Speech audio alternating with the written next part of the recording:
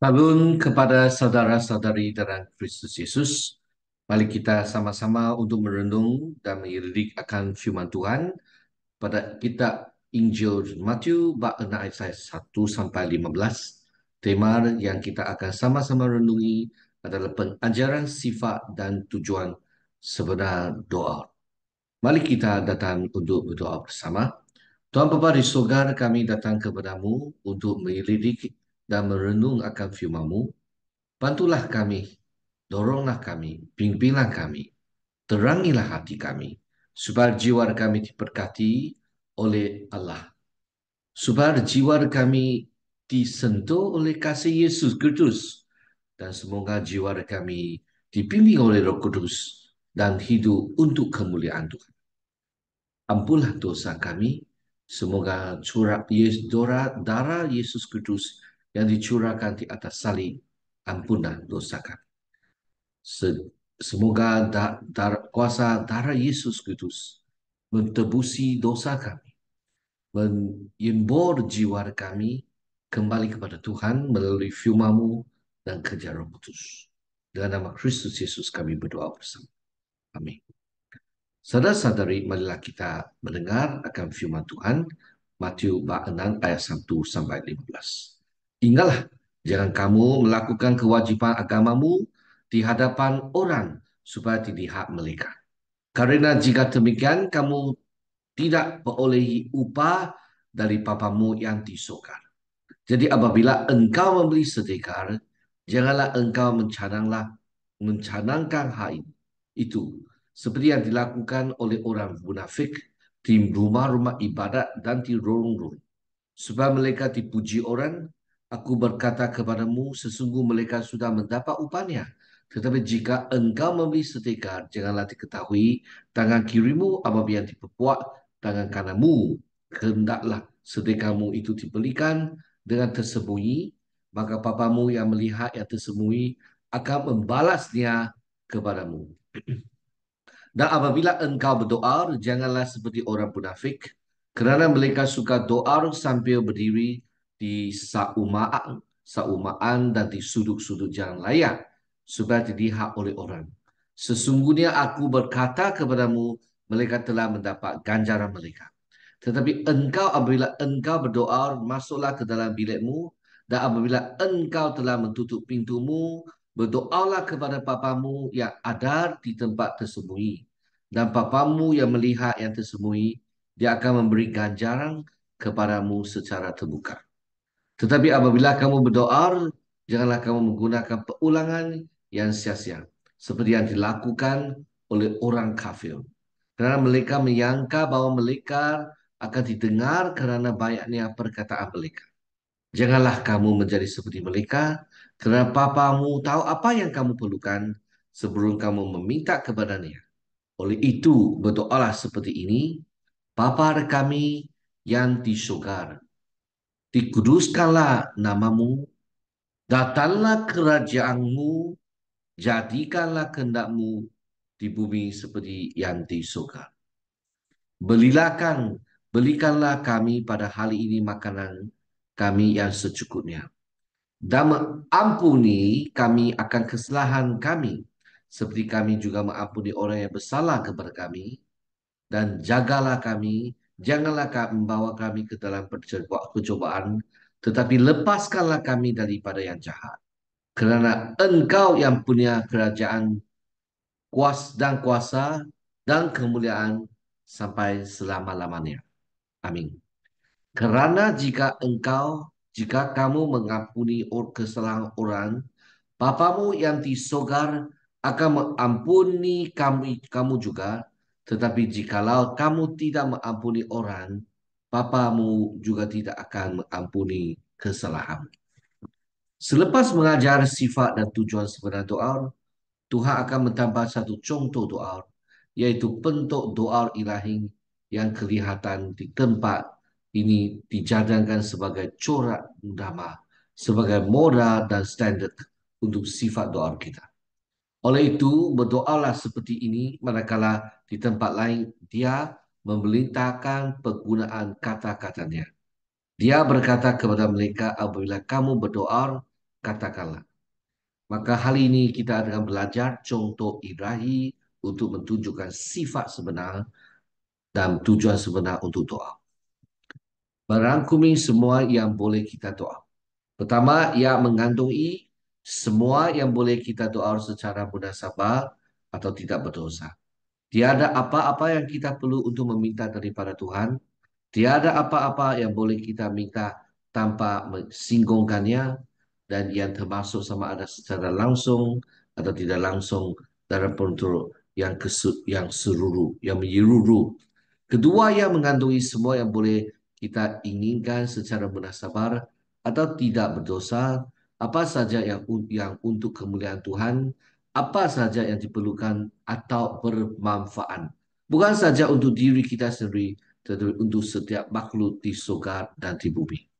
Doa kita adalah ujian yang sesuai untuk keinginan kita. Tiada apa yang sesuai untuk mendapat tempat dalam keinginan kita yang tidak sesuai untuk tempat dalam doa kita. Apa yang tidak boleh kita doakan juga tidak sehalus kita inginkan. Yang mengandungi semua kewajiban kita kepada Tuhan dan manusia. Apa saja perkara yang suci dan kudus, apa yang Tuhan tuntut daripada anak-anak manusia, apa saja yang diterima di sisinya, apa saja yang dengan kita boleh memberi manfaat kepada jiran kita, dinyatakan atau tersirat di dalamnya. Maka kita lihat bagian-bagian doa Yesus Kristus ajar kita doa terdiri daripada bagian pertahuluan, permohonan, dan doksologi atau kesimpulan. Pendahuluan ialah Bapa kami yang di surga meletakkan asas umum untuk berdoa. Melangkumi apa yang mesti kita tahu terlebih dahulu tentang Tuhan sebelum kita boleh berdoa dengan keyakinan untuk didengar. Ia juga menunjukkan kepada kita semua perangai yang perlu kita gunakan untuk mendekati Tuhan. Yang paling penting, yang paling penting diperlukan jika kita ingin sama ada doa-doa kita, ada kehidupan kita diterima olehnya. Papa kami. Jika dia adalah Papa, maka dia baik. Maka dia penyayang kepada anak-anak. Dan di sini adalah alasan pertama dan utama untuk berdoa. Tuhan bersedia untuk memberkati. Marilah kita meminta berkat. Bapa kami, pencipta kita, penulis kewujudan kita, dia yang mengangkat kita dari tebu bumi, yang menghembuskan nafas kehidupan ke dalam kita, dan kita menjadi jiwa yang hidup. Tetapi jikalau dia mencipta kita, marilah kita meminta dan tidak akan mentahan apa-apa yang baik daripada hasil kejahatannya sendiri. Bapa kami, pemeliharaan kita yang hari demi hari mendompong kehidupan yang telah Dia berikan. Yang kasihnya yang terus-menerus kita terima sekarang dan setiap saat kehidupan dan nafas dan segala sesuatu. Semakin berani kita datang kepadanya dan kita akan memperoleh rahmat dan kasih karunia untuk menolong kita pada waktu kita memerlukan pertolongan di atas skalanya. Bapa Tuhan kita Yesus Kristus dan semua yang percaya kepadanya, yang membenarkan kita dengan cuma-cuma oleh kasih karunia melalui pentebusan yang ada dalam Yesus, yang telah menghapuskan semua dosa kita dan menyemburkan kita dalam semua kelemahan, yang telah menerima kita sebagai anak-anaknya sendiri melalui pengangkatan dan kasih karunia. Dan kerana kita adalah anak-anak, dia telah mengutus roh anak-anaknya ke dalam hati kita berseru Bapa, Abba Bapa. Yang telah melahirkan kita kembali dari benih yang tidak dapat binasa. Dan menciptakan kita baru dalam Kristus Yesus. Oleh itu kita tahu bahawa dia sentiasa mendengar kita. Oleh kita berdoa kepadanya tanpa henti.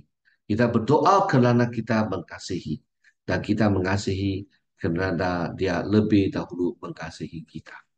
Bapa kami bukan hanya milik saya sekarang berseru kepadanya, tetapi milik kita dalam perketian yang lebih luas, yang paling luas.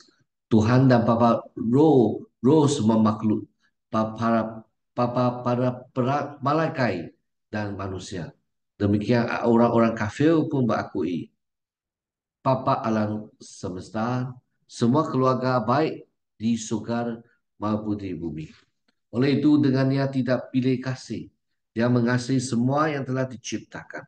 Dia penyayang kepada setiap manusia. Dan beras kasihannya meliputi semua ciptaannya. Dan kegembiraan Tuhan adalah pada mereka yang takut akan dia. Dan yang menaruh kepercayaan mereka pada beras kasihannya. Dan pada mereka yang percaya kepada dia. Melalui anak yang dikasihinya. Mengetahui mereka diterima dalam yang dikasihi.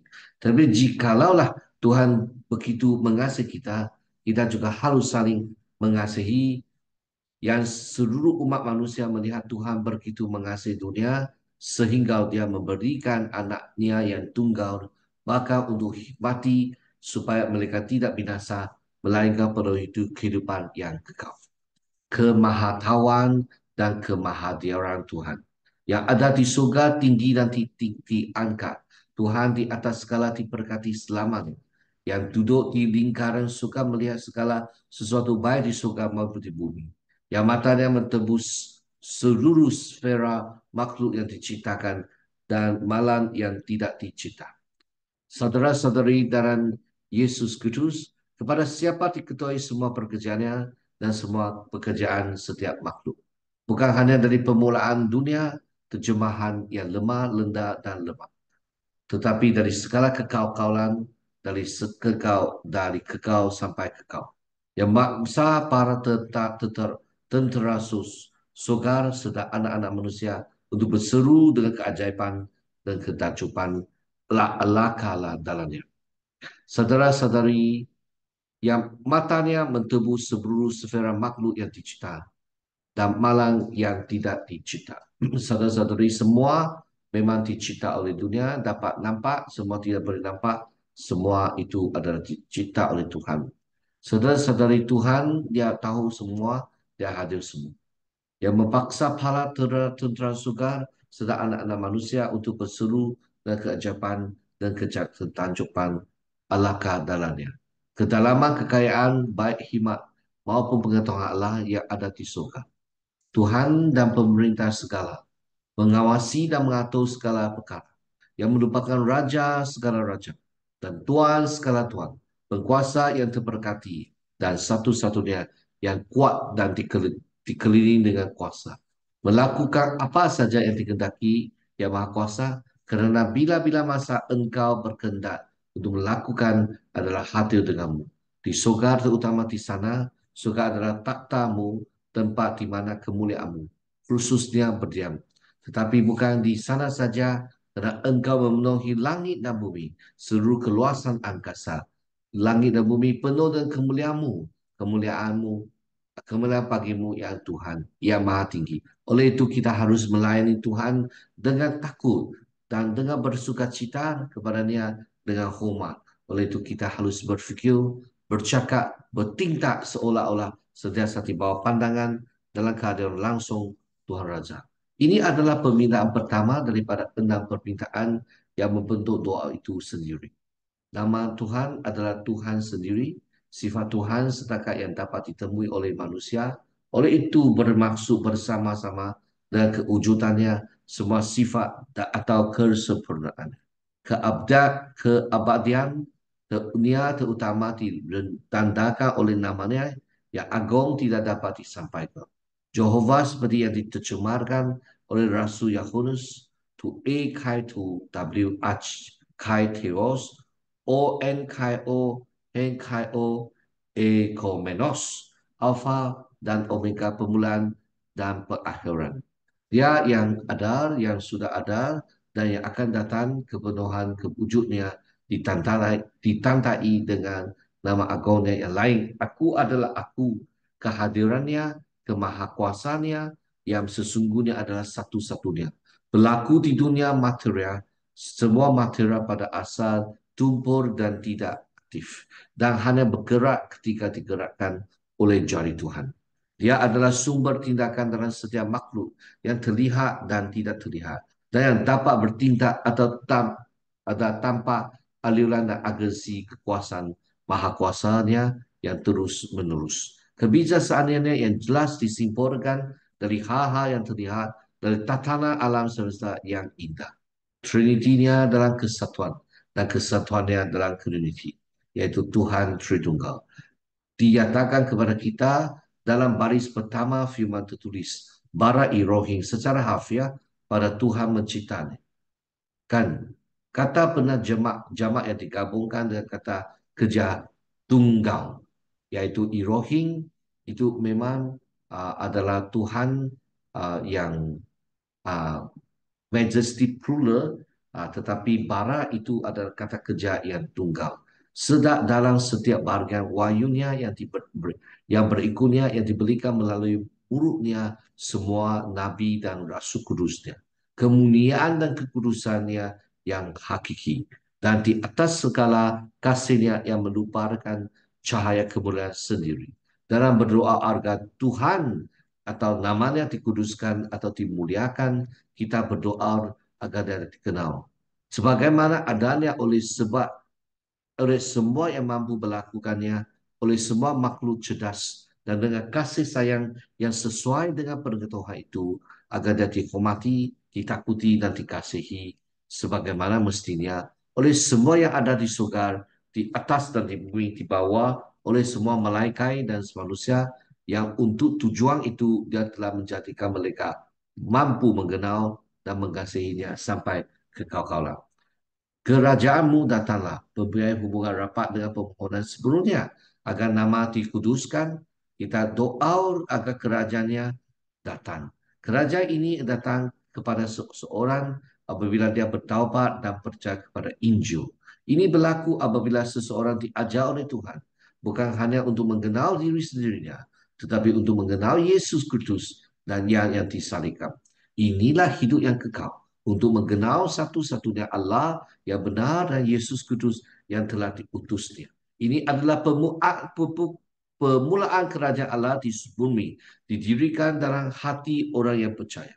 Tuhan Allah yang Maha Kuasa kemudian memerintah apabila dia dikenal melalui Kristus Yesus. Dia mengambil kuasanya yang besar agar dia dapat mentutupkan segala sesuatu kepadanya sendiri.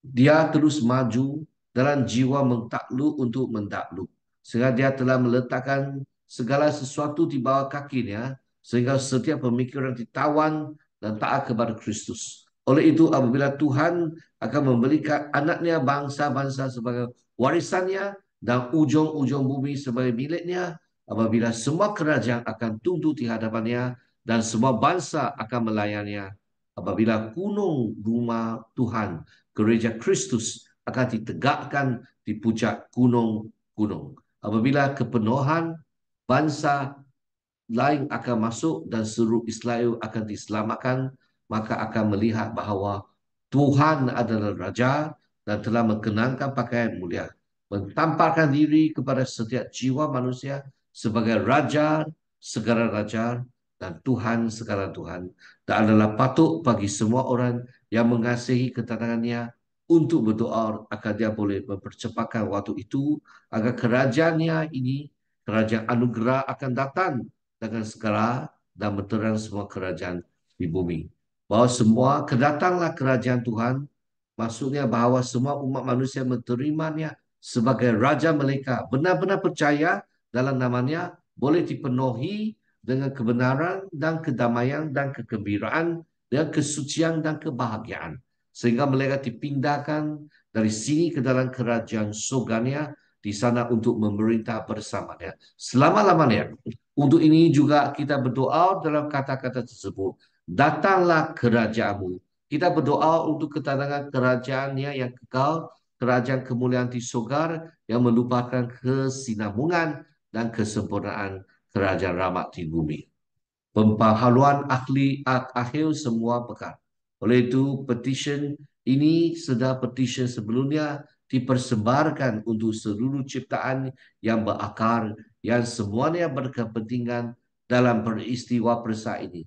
Pembaharuan akhir semua perkara di mana Tuhan mengakhiri kesengsaraan dan dosa, kelemahan dan kematian, ambil alih segala sesuatu ke dalam tangannya sendiri dan mendirikan kerajaan yang kekal sepanjang zaman. Tepat sesuai dengan ini adalah kata-kata yang mentanjukkan dalam doa pada kebumian orang bumi, orang mati, memohon kepadamu agar Engkau berkenan dalam kebaikan-Mu yang penuh rahmat untuk segera melekatkan bilangan orang pilihan-Mu dan mempercepatkan kerajaan-Mu agar kami bersama semua mereka yang telah meninggalkan dalam iman yang sebenar, yang benar akan nama kudus-Mu boleh mencapai kesempurnaan dan kebahagiaan kami yang sempurna, baik dalam tubuh maupun jiwa, dalam kemuliaan-Mu yang kekal. Jadikanlah kehendak-Mu di bumi seperti di sorga. Ini adalah akibat yang perlu dan segera di mana sahaja kerajaan Tuhan datang, di mana saja Tuhan berdiam dalam jiwa melalui iman dan Kristus memerintah dalam hati melalui kasih. Mungkin ramai, mungkin berkembangkan orang pada pandangannya. Pertama, perkataan-perkataan ini cenderung untuk membayangkan bahawa ia hanya ungkapan atau permohonan untuk penyerahan, untuk kesediaan, untuk mentanggung kehendak Tuhan. Apapun yang berkaitan dengan kita, dan ini tidak diragukan lagi adalah sifat Ibrahim dan cemerlang pemberian Tuhan yang sangat berharga. Pepatutan yang pasif. Pematuhan aktif kepada kehendak Tuhan. Tetapi ini bukan saja yang kita doa dalam permohonan ini, sekurang-kurangnya bukan dalam masuk utama dan premium untuk pepatuhan pasif. Pematuhan aktif kita berdoa bukan untuk mematuhi pasifik, tetapi untuk memastikan aktif kepada kehendak Tuhan dan mengatakan kehendak-Mu jadilah di bumi seperti di surga.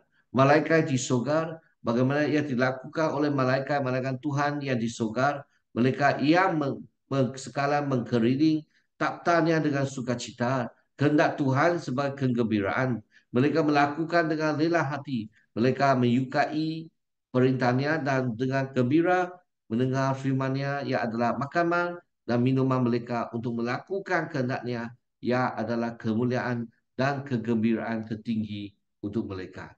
Pelayanan yang berterusan, mereka melakukan secara berterusan. Tiada gangguan dalam pelayanan mereka yang lelah. Saudara-saudari, kepatuhan malaikat kepada kehendak Tuhan. Mereka tidak berehat siang atau malam, tetapi menggunakan setiap jam bercakap mengikut cara manusia. Sebaliknya, kekurangan tubuh kita dalam hali dalam malam dan jam tidak ada tempat dalam keabadian. Dengan memenuhi pemerintahannya, dalam melaksanakan rancangannya, dalam melaksanakan nasihat kehendaknya. Dan mereka melakukan dengan sempurna, tiada dosa, tiada kecacatan yang ada pada minda malaikat. Memang benar, binatang-binatang tidak suci di matanya, bahkan bintang-bintang pagi yang bernyanyi bersama hadapannya. Di mananya, yaitu berbanding dengan dia, malaikat-malaikat pun tidak suci. Tetapi ini tidak bermakna bahawa mereka tidak suci dalam diri mereka. Tidak dirangkangkan, lagukan mereka suci. Mereka dapat tota atau tidak bercerah. Mereka sepenuhnya mengabdikan diri kepada kehendaknya dan patut sebenarnya larang segala hal. Jika kita melihat ini dari sudut yang lain, kita dapat perhatikan malaikat-malaikat Tuhan yang di sorga melakukan semua kehendak Tuhan dan mereka tidak melakukan apa-apa lagi. Tidak ada selain apa yang mereka yakin secara mutlak adalah kehendaknya. Sekali lagi mereka melakukan semua kehendak Tuhan seperti yang dia dikehendaki dengan cara yang menyenangkannya dan cara lain dan bukan cara lain. Dan mereka melakukan ini hanya kerana ia adalah kehendaknya untuk tujuan ini dan tiada sebab iman.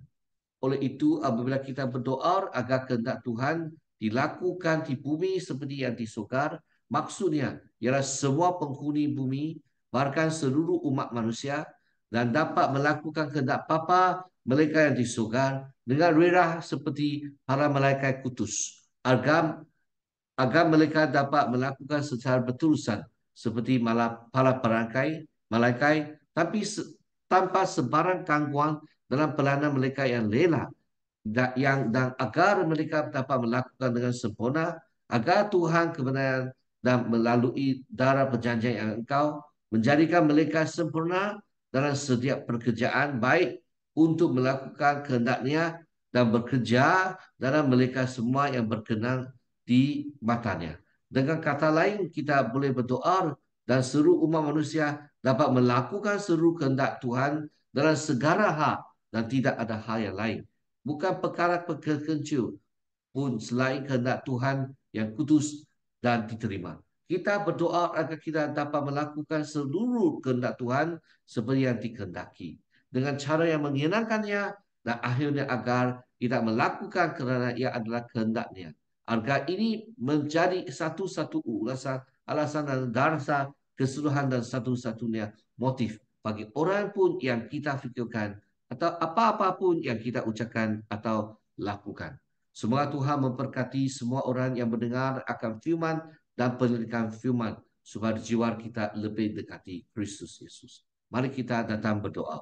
Tuhan Bapa di surga, kami mau puji syukur atas karunia Tuhan. Semoga Tuhan memberkati kami menjadi seorang jemaat yang diperkenan oleh Tuhan dengan melakukan dan berfirman dan bertindak sebagai pengikut Yesus yang sejati. Dalam nama Yesus Kristus kami berdoa. Amin. Semua Tuhan memberkatimu dan sekeluarga dan kita jumpa.